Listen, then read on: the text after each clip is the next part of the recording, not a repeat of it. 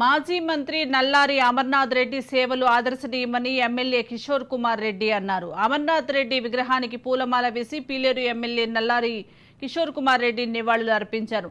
తన తండ్రి అమర్నాథ్ రెడ్డి 37వ వర్ధంతి సందర్భంగా కలికిరి పట్టణంలో రైతు మార్కెట్ యార్డు దగ్గర కిషోర్ కుమార్ రెడ్డి నేతృత్వంలో ఆయన విగ్రహానికి పూలమాల వేశారు.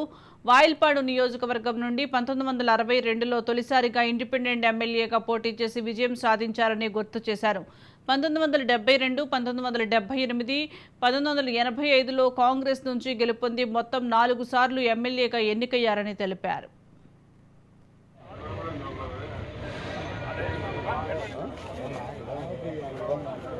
Right.